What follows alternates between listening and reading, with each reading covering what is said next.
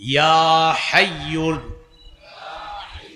ইয়া কাইয়ুম ইয়া হাইয়ু ইয়া কাইয়ুম।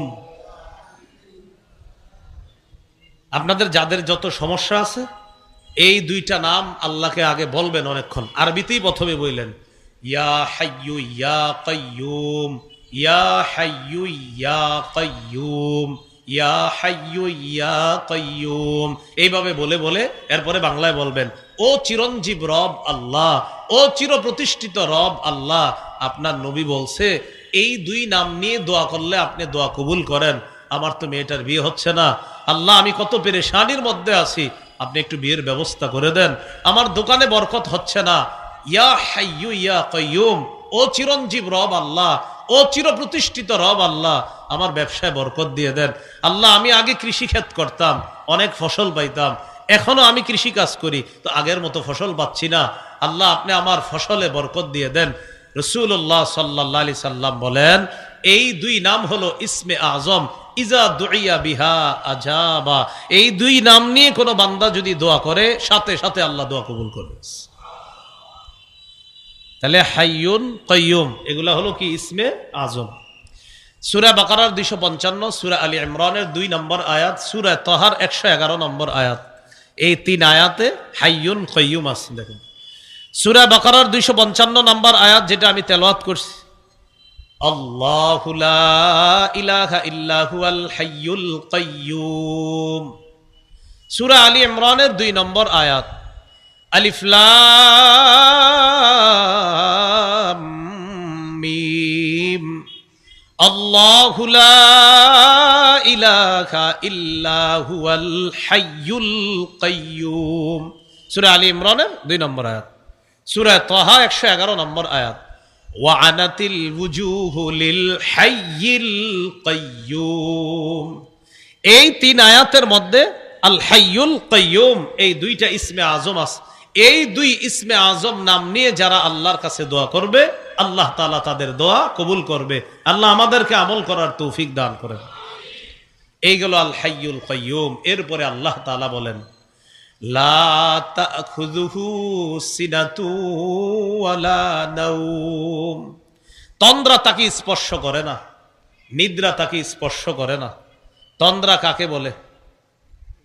জীবনী আপনার ওই একটু ঘুম আসে আসে আসে না এমন। নিদ্রা একবারে ঘুমিয়ে যাওয়া, কোনোটাই আল্লাহকে স্পর্শ করে না।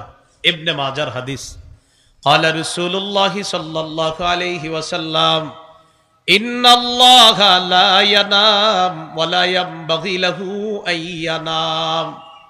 রাসূলুল্লাহ সাল্লাল্লাহু আলাইহি সাল্লাম বলেন নিশ্চয়ই আল্লাহ তাআলা ঘুমান না, ঘুমানো আল্লাহ তাআলার জন্য শোভা পায় না। নিশ্চয়ই আল্লাহ তাআলা ঘুমান না, আর ঘুমানো আল্লাহর জন্য শোভা পায় না। আমাদের রব কত মায়া করে আমাদেরকে, আমাদের আরামের জন্য আমরা ঘুমাই, আর রব আমাদেরকে দেখতেছে, আমাদেরকে জানতেছে, আমাদের কোনো সমস্যা হয় কিনা আমাদের রব আমাদের সব খোঁজ খবর রাখতেছে। তাকে তন্দ্রা স্পর্শ করে না, তাকে নিদ্রা স্পর্শ করে না। সে রব, তিনিই তো রব। আল্লাহ তাআলা সেই রবের গুণগান বেশি বেশি করার তৌফিক দান করেন। এরপরে আল্লাহ বলেন লাহু মা ফিস সামাওয়াতি ওয়া মা ফিল আরদ, আসমান জমিনের যা কিছু আছে সব তার। এবার আমি প্রশ্ন করি, আপনারা জবাব দিবেন, আসমান জমিনের সব কার? আসমান কার? জমিন কার? সৃষ্টিকার? আমরা কার? আমরা চলবো এটার হুকুমটা হবে কার? এটা হচ্ছে না। আসমান কার বলেন? জমিন কার? সৃষ্টিকার, তো হুকুম চলবে কার? এটাতে হচ্ছে না। এত বছর হয়ে গেল আমাদের দেশে, এখনো আমাদের দেশে এই কথা শুধু বলা হচ্ছে, আমাদের দেশ এটা একটা মুসলিম কান্ট্রি শুধু বলা হচ্ছে, অথচ এই দেশ এখনো সুদ ভিত্তিক রাষ্ট্র ব্যবস্থা। মুসলমান দেশের প্রধান অর্থনীতি কিভাবে সুদি কারবার হয় বলেন? মুসলমান দেশের অর্থনৈতিক ব্যবস্থা এটা সুদি কারবার যদি হয়, সুদি কারবারের শেষ পরিণতি ভিক্ষা করা। জাকাত ব্যবস্থা, জাকাত ভিত্তিক অর্থ ব্যবস্থার শেষ পরিণতি ধনী হওয়া। একজন সুদখোর 100 জন গরিবকে টাকা দেয়, ওই 100 জন গরিব কিস্তিতে ঋণ পরিশোধ করতে করতে আরো গরিব হয়, একজন ধনী আরো ধনী হয়, একজন ধনী জাকাত দাতা একজন গরিবকে জাকাত দেয়, সেই গরিব জাকাত নিতে নিতে ধনী হয়ে সেও জাকাত দেওয়ার যোগ্য হয়ে যায়। এই জন্য বলেন, রাষ্ট্র কার? আসমান কার? জমিন কার? তো আইন চলবে কার? আল্লাহর আইন যেন বাংলাদেশে প্রতিষ্ঠিত হয়ে যায়, এজন্য একজন যোগ্য শাসকের প্রয়োজন। যেই শাসকের প্রধান গুণ হবে 4টা। কয়টা? সূরা হজের 41 নম্বর আয়াতে আল্লাহ বলেন, আল্লাযীনা ইম্মাক্কান্নাহুম ফিল আরদি আকামুস সালাহ ওয়া আতাউয যাকাতা ওয়া আমারু বিল মা'রুফি ওয়া নাহাউ আনিল মুনকার। আল্লাহ তাআলা বলেন, আমি যাদেরকে রাষ্ট্র ক্ষমতায় বসাই তাদের প্রধান কাজ হবে 4টা। বলেন, রাষ্ট্র শাসক যিনি হবেন প্রধান কাজ কয়টা? 1 নাম্বার আকামুস সালাহ, নামাজ কায়েম করা। 2 নাম্বার ওয়া আতাউয যাকাহ, যাকাত আদায় করা। 3 নাম্বার ওয়া আমারু বিল মা'রুফ, নেক কাজের আদেশ করা। 4 নাম্বার ওয়া নাহাউ আনিল মুনকার, অসৎ কাজ থেকে নিষেধ করা। তাহলে ভাই সবাই একটু দিল থেকে বলবো, বলেন এই জমিন কার? আসমান কার? সৃষ্টি কার? হুকুম হবে কার? আলালাহুল খালকু ওয়াল আম, শোনো, সৃষ্টি তার, আইনও চলবে তার। ইনশাআল্লাহ আমাদের বাংলাদেশেও যেন সংসদ এমন হয় যে সেখানেও আইন চলবে আল্লাহর। এই জন্য আমাদেরকে একটা দোয়া করতে হবে প্রতিদিন 2 রাকাত নামাজ পড়ে। করবেন দোয়াটা? অতিরিক্ত 2 রাকাত নামাজ পড়ে বলবেন আল্লাহ, বলেন আল্লাহ, আপাতত প্রথম শুকরিয়া করছি আমাদের বর্তমান প্রধান একজন পুরুষ, আলহামদুলিল্লাহ। দ্বিতীয়ত, ভবিষ্যতে যেন আমাদের দেশের প্রধান কোনো নারী না হয়, এটা 2 নম্বরে দোয়া করবেন। রাসূলুল্লাহ সাল্লাল্লাহু আলাইহি সাল্লাম বলেন, লা ইউফলিহা কওমুন ওয়াল্লাহু আমরাহুম ইমরাআতান, সেই জাতি কিছুতেই সফল হবে না যেই জাতি তাদের নেতৃত্বে কোনো নারীকে বসায় দেয়, সেই জাতি কিছুতেই সফল হবে না। তাহলে এটা 2 নম্বরে বলবেন। 3 নম্বরে বলবেন আল্লাহ, বলেন আল্লাহ, এমন একজন শাসক আমাদেরকে দান করেন যেই শাসক আমাদের দেশে ইসলামী আইন চালু করবে, শরিয়া আইন চালু করবে। কি আইন বলেন তো? শরিয়া আইন। মনে রাখতে হবে, আমাদের সবার অধিকার নিশ্চিত করতে যদি চাই, সবাই যদি সুখে শান্তিতে বসবাস করতে চাই, তাহলে খেলাফত ব্যবস্থা ফিরিয়ে আনার কোনো বিকল্প নাই। খেলাফত যে ব্যবস্থা, এই ব্যবস্থা ছাড়া চূড়ান্ত শান্তি আসে নাই, আসতে পারে না, কখনো আসবে না। তার বড় প্রমাণ আফগানিস্তান। কোন দেশ? কাউরে এখন গনেও না আফগানিস্তান। এদেরকে 3 বছর আগে কেউ গনে নাই, এখন এদের পিছে পিছে ঘুরে এরা বলে টাইম নাই। আল্লাহ আমাদেরকে বৃষ্টি থেকে বাঁচার পর ঝর্ণার নিচে যেন দাঁড়াতে না হয় এমন জাতি না বানায়া আল্লাহ আমাদেরকে খাঁটি মুসলমান হওয়ার তৌফিক দান করেন। কি বললাম? বৃষ্টি থেকে বাঁচার জন্য ঝর্ণা। বৃষ্টি থেকে বাঁচার জন্য কি? আপনি বৃষ্টি থেকে বাঁচার জন্য দৌড়ে ঝর্ণার নিচে গেছেন। ও ভাই, ঘটনা কি হয়েছে? ভাই বললেন না বাহিরে বৃষ্টি, তো এখন কিসের নিচে আছেন? ও আচ্ছা, এরকম যেন না হয়। এই কথা আমি অনেক কিছু বুঝাতে চাচ্ছি, বুঝে নেন। আল্লাহ হেফাজত করেন। তাহলে বলেন, লাহু মা ফিস সামাওয়াতি ওয়া মা ফিল আরদ, আসমান জমিনের সবকিছু তার। তাহলে আসমান জমিনের সব কার? সৃষ্টিকার। হুকুম হবে কার? এটাই, লাহু মা ফিস সামাওয়াতি ওয়া মা ফিল আরদ। এরপর আল্লাহ বলেন, মান যাল্লাযী ইয়াশফাউ ইনদাহু ইল্লা বিইজনিহি, কে আছে এমন যে আল্লাহর অনুমতি ছাড়া আল্লাহর কাছে সুপারিশ করতে পারে?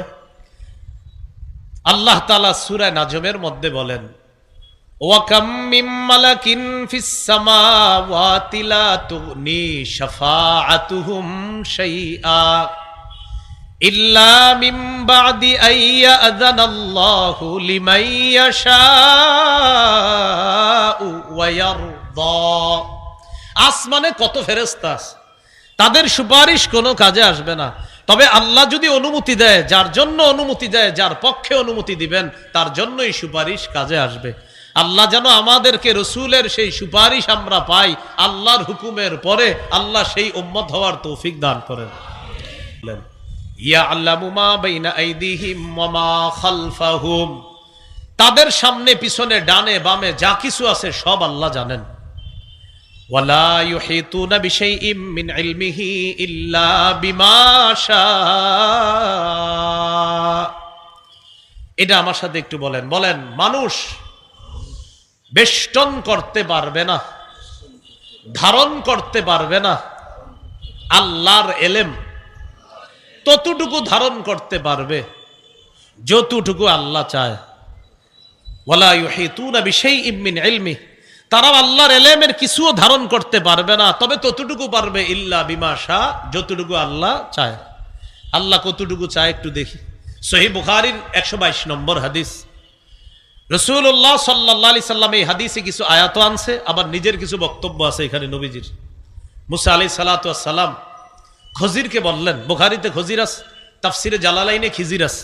আপনারা খিজির বলেন, এটাও জায়েজ আছে। খজির বলা এটাও বিশুদ্ধ। বাকি আমার কাছে খজির বলতে ভালো লাগে, জন্য আমি খজির বলি। আপনারা কিন্তু খিজির যে বলেন এটাও বিশুদ্ধ। বাকি খজির আমার মনে হচ্ছে বেশি বিশুদ্ধ আর কি। আচ্ছা যাই হোক, মুসা আলাইহিস সালাতু ওয়াস সালাম খজির তাকে বললেন, হাল আত্তাবিউকা আলা আন তুআল্লিমানি মিম্মা উল্লিমতা রুশদা, আল্লাহ আপনাকে যে জ্ঞান দিয়েছে এই জ্ঞান আহরণ করার জন্য আমি কি আপনার অনুসরণ করতে পারি? খজির জবাব দিলেন, ইন্নাকা লান তাসতাতিআ মাইয়া সাবরা। খজির জবাব দিলেন, কিছুতেই আপনি আমার সাথে ধৈর্য ধারণ করতে পারবেন না, কিছুতেই আপনি আমার সাথে ধৈর্য ধারণ করতে পারবেন না, এটা খজির জবাব দিলেন। তো মুসা আলাইহিস সালাতু ওয়াস সালাম বললেন, কেন? এই জায়গাটা মন দিয়ে শুনেন কি বলে। খজির বললেন, ইন্নী আলা ইলমিম মিন ইলমিল্লাহ আল্লামানিহি লা তা'লামুহু আনতা ওয়া আনতা আলা ইলমিম মিন ইলমিল্লাহি আল্লামাকাহু লা আ'লামুহু আনা। খজির বললেন, আমি আল্লাহর পক্ষ থেকে এমন এলেম অর্জন করেছি যেটা আপনার জানা নাই, আবার আল্লাহ আপনাকে এলেম এমন দান করছেন যেটা আমার জানা নাই। আল্লাহ তাআলা আমাকে এমন এলেম দান করেছেন যেটা আপনার জানা নাই, আবার আপনাকে এমন এলেম দান করেছেন যেটা আমার জানা নাই। মুসা, আপনার এলেমটা আমি জানি না, আমার এলেমটা আপনি জানেন না, তাই আপনি আমার সাথে ধৈর্য ধরতে পারবেন না। আপনি কিছুক্ষণ যাবেন, আমার কাজকর্ম দেখলে আপনার মেজাজ খারাপ হয়ে যাবে, আপনি ধৈর্য ধরতে পারবেন না। মুসা আলাইহিস সালাতু ওয়াস সালাম বললেন, সাতাজিদুনি ইনশাআল্লাহু সাবিরা, ইনশাআল্লাহ, আল্লাহ চাহেন তো আমাকে আপনি ধৈর্যশীল পাবেন। ওয়ালা আসি লাকা আমরা, আমি আপনার কোনো অবাধ্য হব না, আপনি আমাকে নিয়ে চলেন, টেনশন করেন না, আমাকে ধৈর্যশীল পাবেন। ফাজাআলা ইয়ামশিয়ানি আলা সাহিলিল বাহ, দুজন সমুদ্রের পার দিয়ে চলতে লাগলেন। কে কে? মুসা আলাইহিস সালাম আর খজির দুজন। যাইতে যাইতে নৌকায় উঠবে, মাঝির সাথে কথা। খজিরকে চিনে ফেলছে। বুখারীর বর্ণনা উরিফাল খজির, বুখারীর বর্ণনা হলো খজিরকে চেনা গেছে, মানে মাঝি খজিরকে চিনে ফেলেছে। তো খজির আলাইহিস সালাতু ওয়াস সালামকে চেনার পর বললেন, আমাদেরকে একটু উঠাবা নৌকায়, টাকা পয়সা নাই কিন্তু ভাড়া দিতে পারবো না, আমার কাছেও ভাড়া নাই, আমার সাথে যে আছে মুসা তার কাছেও ভাড়া নাই। ফাহামালুহুমা বিলা নাউলিন, দুজনকে ভাড়া ছাড়াই উঠাইছে নৌকায়। উঠানোর পর এখন মূল কথাটা আমি যেটা বলতেছি, আবার আয়াতের অনুবাদটা একটু স্মরণ করায় দেয় আপনাদেরকে। আল্লাহর এলেম কিছু ধারণ করতে পারবো না আমরা সবাই মিলে, ততটুকু পারবো যতটুকু আল্লাহ চায়। তো নৌকায় উঠার পর ফাজা উসফুরুন, একটা চড়ুই পাখি আসছে। আসার পর এই চড়ুই পাখি নৌকার কিনারায় বসছে। বসার পর সমুদ্রে মুখ দিছে, নাকরা নাকরাতান ও নাকরাতাইন, একটা ঠোকর বা দুইটা ঠোকর সমুদ্রে দিছে, দুইটা এরকম দিছে। চড়ুই পাখির ঠোঁটের মধ্যে পানি আসছে, আধা কেজি বা এক পা। হ্যাঁ, কতটুকু? সামান্য, একদম সামান্য। এই সামান্য পানি চড়ুই পাখির ঠোঁটের মধ্যে আসছে। খজির বললেন, মুসা, আমার আর আপনার এলেম আল্লাহর এলেমের কাছে চড়ুই পাখির মুখে ওই ঠোঁটের যে পানিটা এক ফোঁটা লেগে আছে, আল্লাহর এলেমের কাছে আমার আর আপনার এলেম হলো এই চড়ুই পাখির ঠোঁটের মধ্যে ওই পানির ফোঁটা, আর আল্লাহর এলেমের দৃষ্টান্ত হলো গোটা সমুদ্র। তাহলে দেখেন, আমরা যাদেরকে আল্লাহ ধর্মীয় বিদ্যা দান করে, বিশেষ করে কোরআন হাদিসেরা, বেশি শুকরিয়া করা দরকার। একটা সূরা মুখস্থ হইলে আলহামদুলিল্লাহ বেশি পড়বেন, যে আল্লাহ আপনার কালাম আমারে মুখস্থ করার তৌফিক দিলেন, আল্লাহ আপনার প্রশংসা, ভাষা আমার জানা নাই। এই জন্য আমরা মাঝে মাঝে মনে করি অমুকে আর কত বড় আলেম ফাটাইলাইস, এই যে কতটুকু, এতটুকু, হুজুর আপনি তো ফাটাই লইতেছেন এতটুকু, তো এতটুকু ফাটে কিভাবে? হ্যাঁ, এটা তো কোনো কিছুই না। তাহলে এতটুকু নিয়ে আমাদের মাঝে মাঝে যে হালাত অবস্থা হয়, মনে হয় যে আমি তো আমি আবার কি, কিন্তু আল্লাহ আমাদেরকে বুঝার তৌফিক দান করে। তাহলে কোরআন হাদিসের কিছু যখন জানবেন, শুকরিয়া আদায় করবেন বেশি, আলহামদুলিল্লাহ আলহামদুলিল্লাহ, যে আল্লাহ আপনি আমারে 2-4টা কথা শিখাইছেন, আলহামদুলিল্লাহ। আপনি যদি সবও শিখে ফেলেন, মানে আপনার মনে হবে যে আমি তো অনেক কিছু, কিন্তু এতটুকু। আল্লাহ বুঝার তৌফিক দান, কারণ নবীর চেয়ে বেশি বিদ্যা তো আপনাকে দেওয়া হয় নাই। তো মুসা নবীকে খজির বলতেছে, আপনার আর আমার বিদ্যার দৃষ্টান্ত চড়ুই পাখির ওই ঠোঁটের মধ্যে পানির ফোঁটা, আর আল্লাহর এলেম গোটা সমুদ্রটা। তাহলে প্রিয় ভাইয়ারা, এজন্য আল্লাহ বললেন, ওয়ালা ইউহিতুনা বিশাইইম মিন ইলমিহি ইল্লা বিমা শাআ। তারা আল্লাহর এলেম ধারণ করতে পারবে না, সামান্য নিতে পারবে না, ধারণ করতে পারবে না, ততটুকু পারে যতটুকু আল্লাহ চায়। এরপরে আল্লাহ বলেন, ওয়াসিআ কুরসিয়্যুহুস সামাওয়াতি ওয়াল আরদ। আল্লাহর কুরসিটা আসমান জমিন সব কিছু বেষ্টন করে আছে। এখানে আকীদার কিছু মাসালা আছে, তো যাই হোক। ওয়ালা ইয়াউদুহু হিফযুহুমা। আসমান জমিন সংরক্ষণে আল্লাহর ব্যাগ পেতে হয় না, কোনো কষ্ট হয় না। যেমন হুজুরে আসছে এখানে সফর করে, যদি জিজ্ঞাসা করি কষ্ট হয়েছে না আপনার, তো বলবে হ্যাঁ অমুক জায়গায় একটু জ্যামে ছিলাম, মানে কষ্ট হয়েছে না সত্যি। কিন্তু আসমান জমিন এইভাবে আছে, আল্লাহ বলেন আমার একটু ব্যাগ পেতে হয় না, মোটেই ব্যাগ পেতে হয় না আল্লাহ। এই জন্য তো আল্লাহ মহান। ওয়ালা ইয়াউদুহু হিফযুহুমা, এই দুইটা সংরক্ষণে আল্লাহকে ব্যাগ পেতে হয় না, কোনো কষ্ট হয় না। ওয়া হুয়াল আলিয়্যুল আযীম, তিনি অধিক ঊর্ধ্বে, আল আযীম, তিনি মহান। আল্লাহ তাআলা আমাদের সকলকে আয়াতুল কুরসির বিশেষ যে কথাগুলো বলা হলো, বিশেষ করে মনে আছে 5 ওয়াক্ত নামাজের পর আয়াতুল কুরসি পড়বো, খানা ভুইলা যাব কিন্তু আয়াতুল কুরসি বলবো না। আর জানি কখন পড়বো? বিছানায়। এই বিদ্যাটা আবু হুরায়রা রাদিয়াল্লাহু তাআলা আনহুকে কে জানি শিখাই দিয়েছিল? শয়তান। এই জন্য আপনারা টেনশনে আবার না পড়েন যে যদি শয়তান না আসে এটা কেমন দেখা যায়, এরকম কিন্তু করবেন না। আয়াতুল কুরসি পড়ে এরপরে আমরা ঘুমাবো। এরপরে আমরা গুরুত্বপূর্ণ একটা কথা শিখেছিলাম, লা ইলাহা ইল্লাহু, আল্লাহ ছাড়া কোনো ইলাহ নাই। তাওহীদের এই বাক্যে কয়টি শর্ত জানি? মৌলিক তাওহীদের 4টি। আল্লাহ ছাড়া কোনো ইলাহ নাই, এই বিশ্বাস নিয়ে মরা। আল্লাহ ছাড়া কোনো ইলাহ নাই, সামান্য সন্দেহ করা যাবে না। আল্লাহ ছাড়া কোনো ইলাহ নাই, মুখে বলা, অন্তরে বিশ্বাস করা। 4, আল্লাহ ছাড়া কোনো ইলাহ নাই কখন বোঝা যাবে? আমি আমার রব আল্লাহকে যদি সবচেয়ে বেশি ভালোবাসি। এই হলো 4টা শর্ত। আল্লাহ তাআলা আমাদের সকলকে আয়াতুল কুরসির যে শিক্ষা, এই শিক্ষা আমরা যেন নিজেদের জীবনে বাস্তবায়ন করে আমরা এই আমলে আনতে পারি, আল্লাহ তৌফিক দান করেন। সর্বশেষ কথা, আমার আগে হযরত মাওলানা মুফতি কিফায়াতুল্লাহ আজহারী সাহেব যে আবদার রেখে গেছে আপনাদের কাছে, পলাশের ওলামায়ে কেরামের নেতৃত্বে তারা যখন যেই কোনো কাজে আপনাদেরকে ডাকবে, স্বতঃস্ফূর্তভাবে কোনো ওজর না থাকলে সবাই শরীক থাকবো তো ইনশাআল্লাহ আমরা, ইনশাআল্লাহ। এই জন্য ওলামায়ে কেরামের পক্ষ থেকে একটা ডাক এসেছে, আপনারা যারা ইনশাআল্লাহ পারবেন আরো 10 জনকে দাওয়াত দিয়ে ওলামায়ে কেরামের নেতৃত্বে ইনশাআল্লাহ আপনারাও শরীক হওয়ার চেষ্টা করবেন।